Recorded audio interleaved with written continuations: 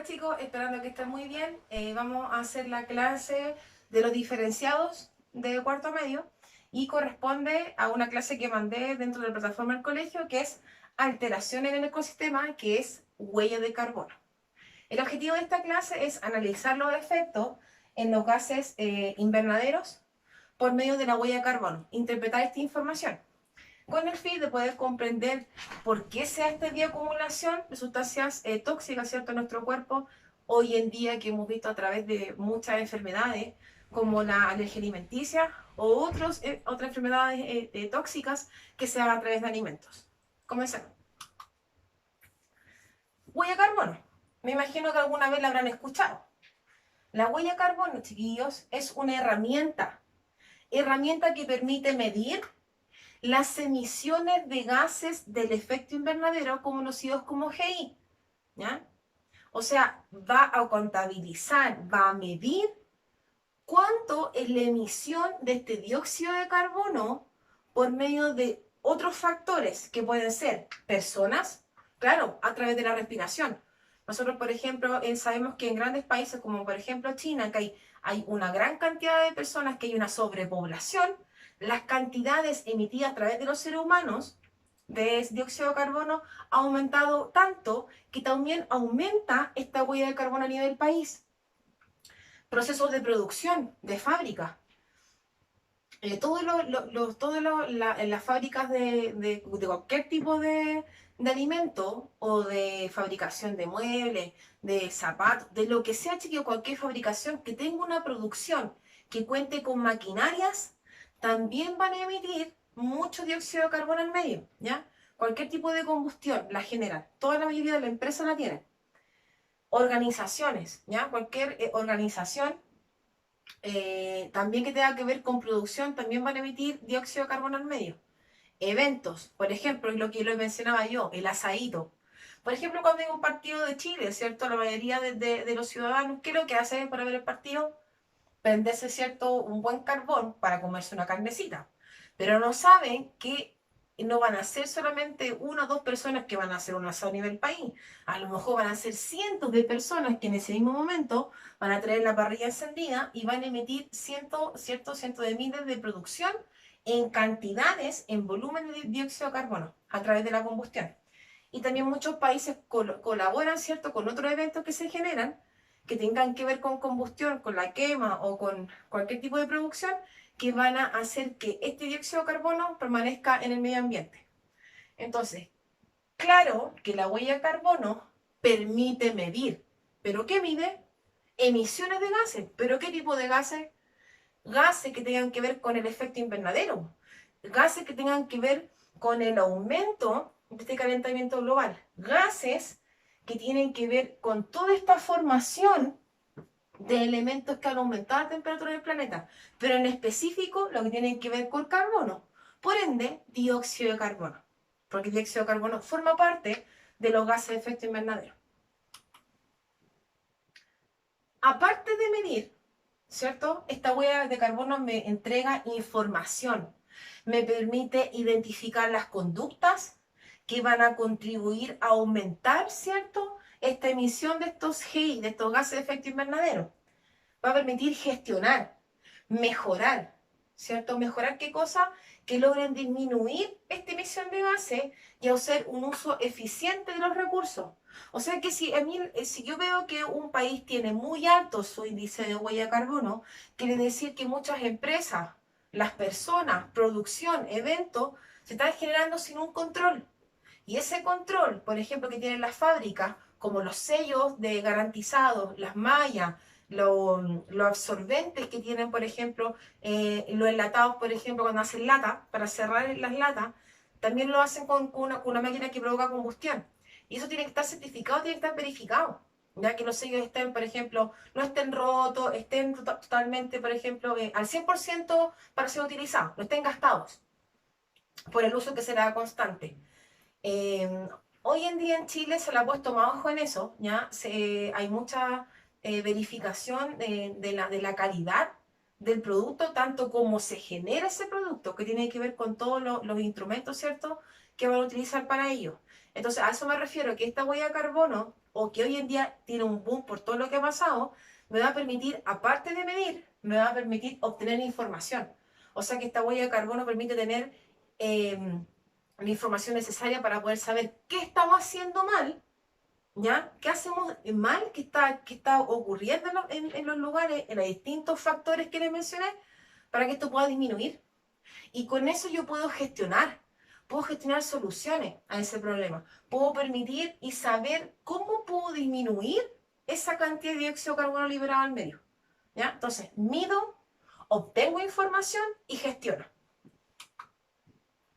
Esta huella de carbono tiene una gran importancia en muchos ámbitos, ¿ya? Pero uno de los tantos que se ha mencionado y que en la publicidad vemos mucho es, por ejemplo, ayudar a limpiar la imagen, a poder mejorar la imagen de una empresa. Me explico. Calcular la huella de carbono en una empresa va a ayudar a mejorar su marca y su reputación. Decir que la empresa tiene tanta cantidad de huella de carbono, un 10%, un 15%, hasta un 40%, ¿ya? Quiere decir que la empresa está haciendo cosas para poder ayudar al medio ambiente. Y eso favorece mucho, ¿cierto? A nivel social. Si lo vemos por ejemplo, en las comerciales, cuando van estas comerciales de Vital, con esta botella que se reutilizaba y que se achicaba así, que queda enana para poder botarla, poder reciclarla, todos esos procesos que han hecho de producción de esa botella han disminuido la huella de carbono, porque hacer una botella plástica eh, emite al medio, ¿ya? A través de la producción, las máquinas que utilizan mucho dióxido de carbono para la producción del plástico. Entonces, con esta nueva uso de los materiales y de este plástico que es cierto que es tan delgado que se achica pequeñito y lo puede reciclar, se pueden juntar mucha más cantidad de botellas en un lugar, dice, sin decirlo, que en su producción han pensado en esta huella de carbono, ¿ya? Son comerciales que a lo mejor ustedes, y si tú no van a nombrar, nada es la huella de carbono, pero sí favorecen, porque están hablando de la producción, que crearon un envase nuevo que favorece al medio ambiente, pero eso sin lugar a duda va a nombrar una baja de la producción en la elaboración de ese instrumento que sería la botella para poder bajar esta huella de carbono. Entonces, sin duda, si una empresa mejora la huella de carbono es porque está mejorando su imagen. ¿Ya? Es lo que ha favorecido hoy en día a todas las empresas. Todos quieren ayudar al medio ambiente, bueno, todos tienen que bajar su huella de carbono. Evalúa los riesgos. ¿Ya? La huella de carbono evalúa riesgos. ¿Riesgo por qué? Si obviamente yo estoy viendo que en China hay un 90% de huella de carbono aumentado, quiere decir que la gestión ahí, la información no la han utilizado para nada. Entonces, cuando yo tengo esta información, mido, tengo información, gestiono, yo con eso tomo todo eso y voy a poder evaluar los riesgos que están asociados a lo que hemos hablado, chicos, en las clases anteriores. Cambio climático, calentamiento global, efecto invernadero, todo está asociado. Si yo puedo lograr tomar esta información y transformar en una solución, obviamente que voy a evitar los riesgos. Riesgos que tienen hoy en día una mortalidad gigantesca en lo que tiene que ver en flora y fauna. Entonces, obviamente que la huella de carbono tiene muchas cosas a favor para el planeta.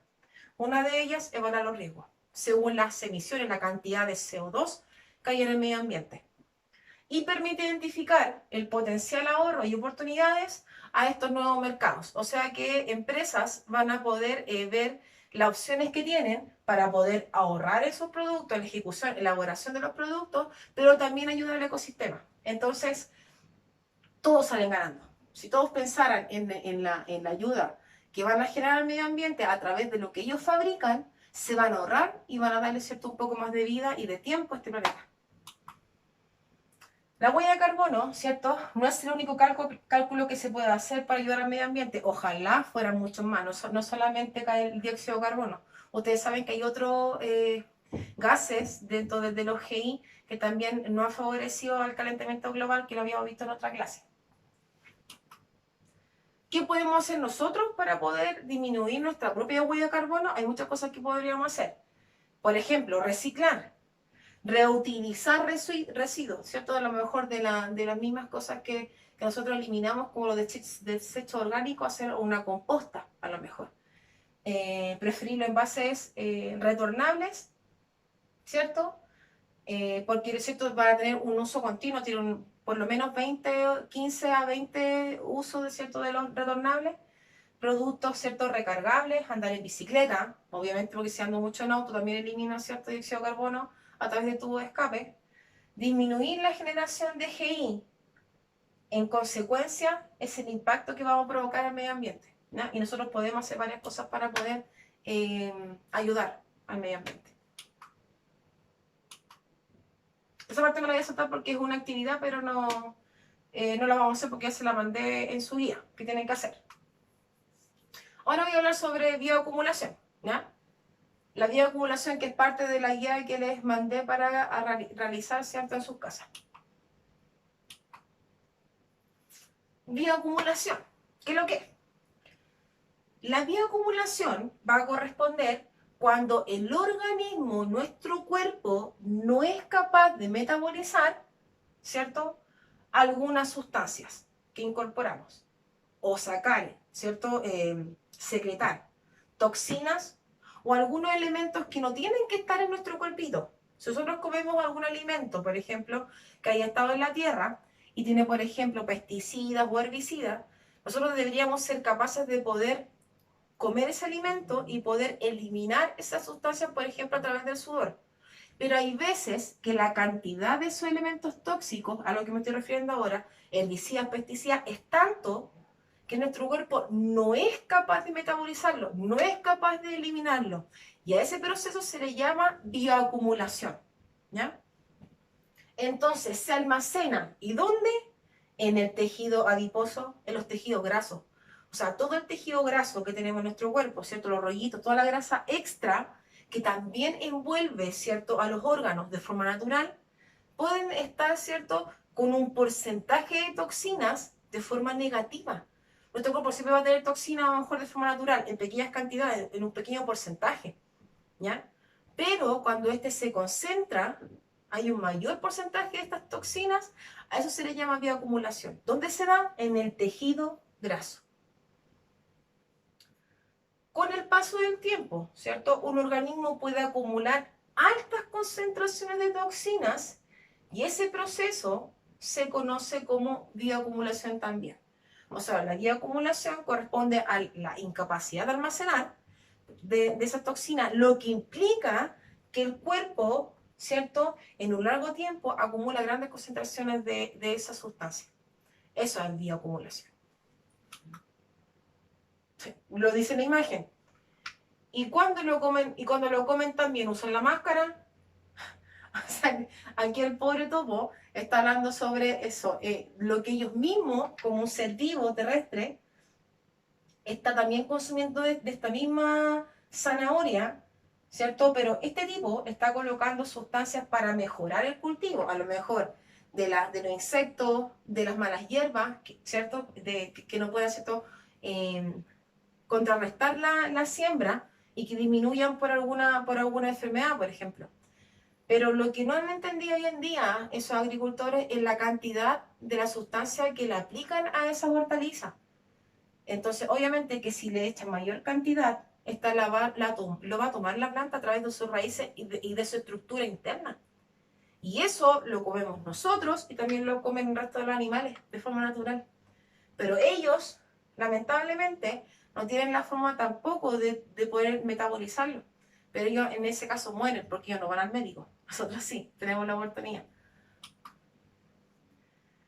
Bioacumulación de sustancias entonces. Las sustancias bioacumulables que se depositan en nuestro ecosistema van a ingresar a los organismos, ¿ya? Ingresan a nosotros a través, por ejemplo, de diferentes ramas tróficas.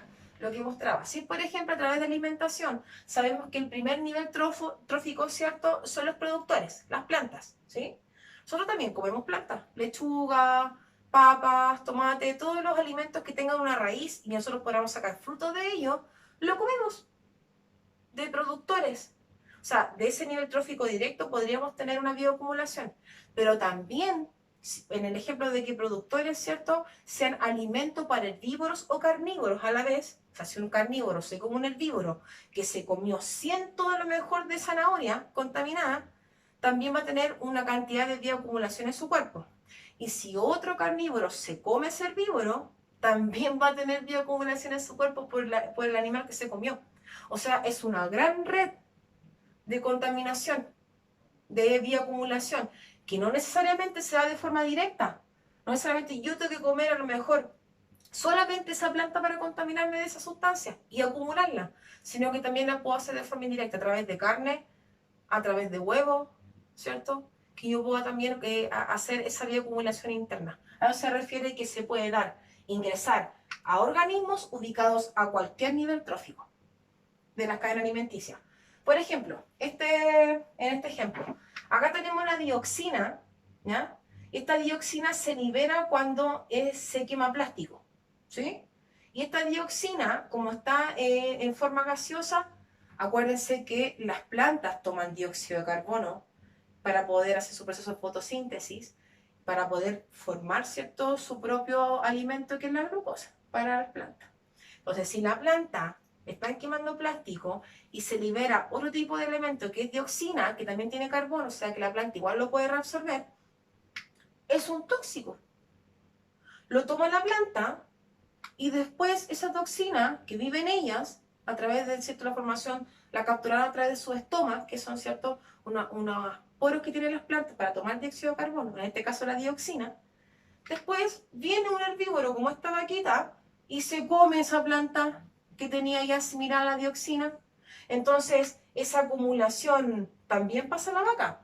Pero aquí hay una diferencia, que la bioacumulación va aumentando, porque esa vaca no se come una plantita, se come varias plantas. Y al comerse varias plantas quiere decir que más sustancia, más toxina se van acumulando en su sistema.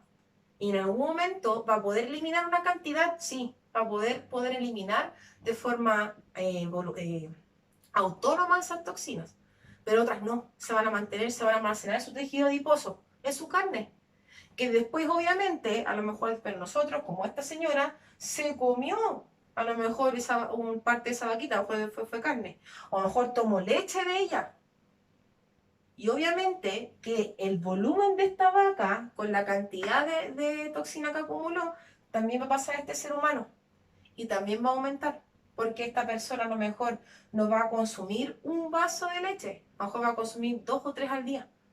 Entonces con la carne, la cantidad de carne que consuma también se va a bioacumular en su cuerpo. Entonces se fijan, cuando vamos subiendo en el nivel trófico, va aumentando la cantidad de dioxina.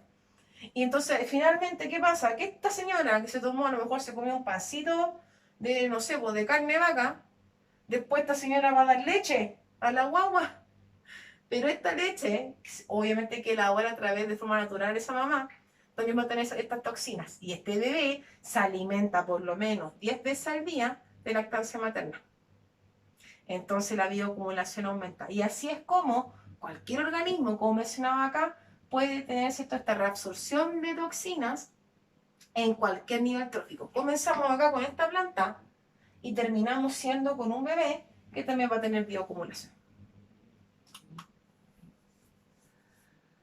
Si las sustancias que se acumulan en el cuerpo son en muchas cantidades, altas concentraciones, en un tiempo determinado, van a provocar daño en el cuerpo. Como por ejemplo, trastorno del desarrollo y el crecimiento. Hay personas que por bioacumulación tienden a generar menos cantidad de hormona de crecimiento y pausan, ¿cierto?, el desarrollo del cartílago, el crecimiento del hueso. Reproducción. Hay personas que tienen problemas a nivel de gónadas y tienen una infertilidad producida por la alimentación, ¿ya? También puede provocar algunas enfermedades en general, como malformación en el caso de personas que están embarazadas y hasta la muerte. Entonces, la bioacumulación hoy en día ha generado patrones vulnerables a la vida. Y me refiero a esto que ustedes no sé si han escuchado hablar sobre las alergias alimentarias. Alergias alimentarias que hace 10 años atrás no se hablaba. No se hablaba de niños que nacieran con problemas de alimentación, que no pudieran consumir ciertos alimentos. Pero esa condición viene dada no de ese bebé, sino que viene dada de la madre. Todo lo que consumió la madre, estas toxinas, ¿cierto?, pueden haber generado alguna mutación genética que se da, puede ser, Y esa mutación genética puede variar, puede coincidir con esta mala ingestión, mala incorporación de alimentos de este bebé que no pueda tolerar ciertos alimentos. Entonces, esta bioacumulación es un tema de que hoy en día ha tenido más inferencia. Yo creo que más del 50% de la población, casi todos los de 3 nacidos, uno nace con alergia alimentaria. Y es producida por esta bioacumulación que han tenido, ¿cierto? En este caso, a lo mejor la madre, en su alimentación. ¿Se entiende? Entonces, también tenemos trastornos, enfermedades que pueden estar relacionadas también a esta bioacumulación. Dolores estomacales, gastroenteritis, que tienen relación con la toxicidad, ¿cierto? La acumulación de ciertos alimentos a ciertas toxinas. Entonces, fijemos en esta imagen. Tenemos aquí, ¿cierto? Aquí está el petróleo y aquí hay unos plancton, ¿ya? Que son unos fitoplancton, que son organismos que están, ¿cierto?, en el mar y que sirven de alimento para los peces. Son pequeños organismos como pequeños crustáceos que que se alimentan de otros residuos más pequeños, de algas, o sea, de algas unicelulares que están al fondo del mar. Pero si en el fondo del mar está contaminado a lo mejor con petróleo y estas algas están contaminadas con esto, estos se alimentan de esas algas contaminadas y lamentablemente ya en ellos hay una bioacumulación. Y después si vemos al pez, que no se come uno, se come muchos de estos organismos para poder subsistir, para poder vivir, la bioacumulación aumenta. Y si vemos este otro pez, claro, si este otro pez se come, no, se va a comer este pescado al día, o sea, comer por lo menos unos 3 o 4. Entonces va aumentando la bioacumulación. Imaginémonos el ser humano. El ser humano por lo menos come 1 o 2 veces en la semana, en este caso pescado. Y si lo hace y contamos en el mes o en el año, y si siempre hay una bioacumulación que sea en la primera trama trófica, si existiera, si se produce siempre una bioacumulación, bueno, hoy en día la mayoría de las cosas que comemos, chiquillos, están con toxinas. Y lamentablemente es a través de toxinas que debieran favorecer la agricultura, que es como los herbicidas, los plaguicidas, que van a ayudar a que crezcan estas plantas de forma natural y sin mayores problemas. Pero lamentablemente esas toxinas, igualmente por la cantidad que les colocan, también llegan a nosotros. Entonces esto es como una gran red que nunca va a acabar. Entonces esa bioacumulación, como le explico, en la primera red trófica está en baja cantidad, obvio porque son organismos pequeños, pero si vamos viendo que si él se alimenta de estos organismos, va aumentando porque no se come uno, se come varios. El pescado grande igual, pues no vas a comer un pescado, se va a comer más de uno, aumenta la bioacumulación. Imagínense nosotros, aumenta mucho más por la cantidad de que nosotros, ¿cierto?, consumimos. Miren estos huevos. Raro, ¿cierto? Esto es un ejemplo vivo de algunas gallinas que se han alimentado de granos de trigo, choclo, ¿cierto? Que ya viene cosechado con un tipo de conservante, como por ejemplo plaguicidas o herbicidas, que son súper típicos, ¿ya? Insecticidas no, porque de insecticidas utilizamos más nosotros. Pero lo que más usa el agricultor son herbicidas y plaguicidas, que tienen que ver con plagas y las malas hierbas. Entonces, los animales que viven de forma silvestre y que lo utilizan para poder obtener otro producto, como por ejemplo la gallina que obtiene los huevos, si este animal come, ¿cierto?, un productor que está contaminado, también, ¿cierto?, sus productos, o sea, sus huevos, también salen de mala calidad. Huevos que prácticamente con una cáscara que no soporta después una fertilización a través de la gallina cuando lo empollan, muy blanda. Y obviamente que ese huevo se pudre. Entonces, lamentablemente, son alimentos que no son efectivos, ¿cierto?, para una nutrición y se pierden. O incluso hay otros animales que se pueden comer estos huevos y también se enferman, ¿ya? Porque ya la cáscara viene ya con acumulación de sustancias. ¿No? Cruel en realidad porque no debería ser, por la idea es que estos animales pudieran vivir de forma natural, un alimento natural, pero ya no lo podemos hacer porque ya todo lo estamos modificando, ya por un bien económico, mayor producción de cualquier hortaliza hoy en día. Ahora, ¿cuáles son esas sustancias acumulables? Las sustancias acumulables son, por ejemplo, los metales pesados. Los metales pesados, en estos casos, son aquellos que vienen desde la corteza terrestre, pero su concentración en el ambiente puede incrementarse por varias otras formas. Están de forma natural, o sea, están naturalmente en la Tierra. El oro, la plata, el cromo, el cadmio, son elementos, metales, ¿cierto?, pesados, que están de forma natural. Pero lamentablemente, ahí su concentración se eleva en el caso de que se trabajen con ellos. Por ejemplo, en la actividad minera. Cualquier actividad minera lo que hace es extraer ese mineral, ¿cierto? Y cuando lo extraen, taladran la piedra para poder sacar el mineral de la roca. Y cuando hacen esto, se libera polvillo, o sea, se libera este metal en forma de polvillo que cae sobre esa tierra y se absorbe, no en la roca, sino en la tierra, ¿ya? Se moviliza. Y puede ser que esa tierra a lo mejor también forme parte de algún lugar donde hay algún un cultivo, ¿ya? Porque esto está en el aire, ¿cierto? Y está en el medio ambiente.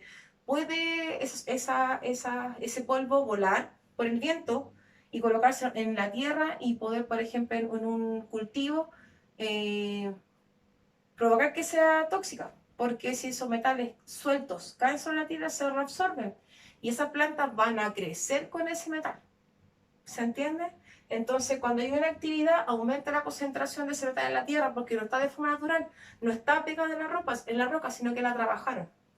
El uso de combustibles fósiles. Ustedes saben que en este caso el petróleo es una acumulación de dióxido de carbono que se da en la tierra, en las capas internas de la tierra, y se van acumulando por restos orgánicos, plantas, huesos, cuerpos, ¿cierto?, de hace miles de años, y esa acumulación se da en las napas. Y cuando se acumula mucho de ese carbono, que son orgánicos, eso después se transforma con esta especie como de, de estructura pastosa que usan como en este caso combustible. Pero si ese petróleo, por ejemplo, es sacado de esas napas y es transportado, por ejemplo, a través de barcos, y este barco, que muchas veces que vamos a traer la noticia que estos barcos se vuelcan, ese petróleo cae al fondo del mar. Y en el fondo del mar también hay tierra, y también hay seres vivos, hay flora y fauna. Entonces también tienden a bioacumular esa sustancia. Entonces también el uso de combustibles fósiles también tiene un riesgo para que también se transforme en una sustancia tóxica donde no debiera estar. Algunos metales pesados son, como por ejemplo, el mercurio, ¿ya? El mercurio que está en los termómetros. Si ustedes alguna vez se le rompe un termómetro de estos de vidrio, ¿ya? Que Dios no quiera, si se rompe, ustedes ojalá nunca lo toquen. No pueden tocar el mercurio con las manos porque es muy tóxico, ¿ya? Tocar que sale como una bolita plateada, que es lo que en realidad sube, ¿cierto?, la temperatura, es lo que marca. Si se cae, se le rompe un termómetro, por favor, chiquillos, con doble o triple guante para tomar el mercurio y botarlo, porque es sumamente tóxico, ¿ya? A nivel de piel se resuelve muy rápido. El plomo, el cromo, el cadmio, todos esos metales, ¿cierto?, que son pesados, son en mayor concentración que están, ¿cierto?, en los suelos, pero por un error, ya una gestión errónea del ser humano en su producción, en su trabajo, en su elaboración. Ahora voy a hablar de los plaguicidas, ¿ya?, que tienen que ver con la bioacumulación. He hablado todo el rato sobre los agricultores, ¿cierto?, y ahora voy a explicar cada uno. Los plaguicidas son sustancias destinadas a la eliminación de cualquier plaga, ¿ya? Cualquier plaga que dañe animales o vegetales. Su palabra le dice, plaguicidas, eliminan plagas. Y hay tipos, como por ejemplo, los fungicidas, típico, ¿cierto?, en la agricultura, porque es lo primero que ataca. Si es fungi, tiene que ver con los hongos. Si en algún cultivo, por ejemplo, llovió, y si llueve muy seguido, hay un exceso de humedad. Y ese exceso de humedad podría provocar que todos los sembrados, por ejemplo, estuvieran llenos de hongos. Si no hay por ejemplo, si no hay días de sol, que pueda, ¿cierto?, evaporar todo ese exceso de agua sobre la tierra. Entonces, los fungicidas lo que hacen son sustancias tóxicas que se emplean para impedir el crecimiento o la eliminación de los hongos y no perjudiciales para las plantas o hasta animales. Esos son los fungicidas. Si yo hablo de herbicidas, tiene que ver con un producto que es fitosanitario, se usa en las plantas. Y es utilizado para eliminar plantas indeseadas, ¿ya? Las típicas plantas que no dejan crecer a otras, ¿ya? Las malas hierbas, como se le dice. Algunos actúan interfiriendo en el crecimiento de esas malas hierbas y se basan frecuentemente en hormonas de las plantas. O sea, que estos herbicidas tienen hormonas, lo que va a detener el crecimiento de la planta. Entonces no va a interrumpir el crecimiento de la otra. Por ejemplo, imagínense que en la casa siempre están esas típicas plantas molestosas como la ortiga. Y las ortigas tienen un crecimiento muy rápido y lo que hacen es quitarle espacio en la tierra al resto de las plantas. Por eso es que la abuelita o la mamá casi siempre las sacan, porque desfavorecen el crecimiento de otras, arrasan con todo, tienen un crecimiento muy rápido. Y un herbicida podría ayudar a poder eliminar o que crezcan más lento y poder sacarla, ¿cierto?, de raíz. También se usan los cultivos, o sea, hay muchas plantas dentro de la agricultura que son eliminadas porque no dejan crecer a otras. Se da mucho en el trigo, en las plantas de maíz, donde usa muchos herbicidas.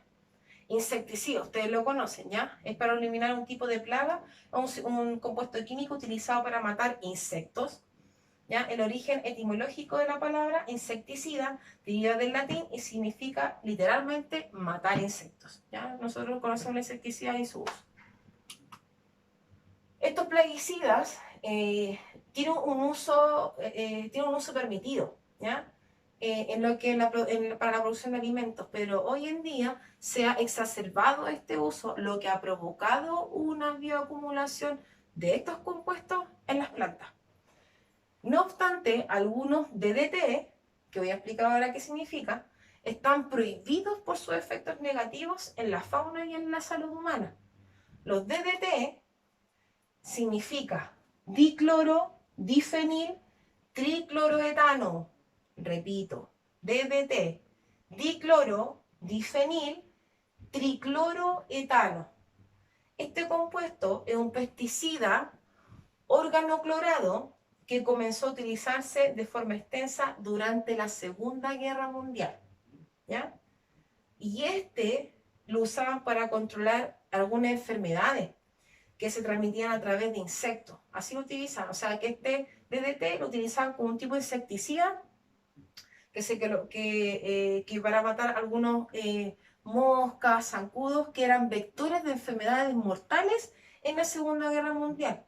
Pero lamentablemente estaba conformado por elementos que en las personas, si eran inhalados por seres humanos, podían provocar la muerte.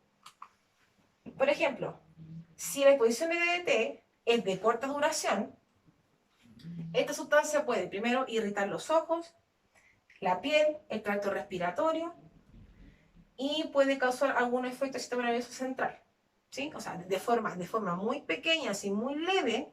Si yo aspiro, ¿cierto? Tomo el insecticida, este DDT, que tío, hoy en día ya no se utiliza. La idea es que los insecticidas no posean cantidades de diclorodifenil, dicloretano, a nivel que no tengan esta sustancia, y si que las tuvieran, tienen que estar por lo menos al 0,1%, ¿ya?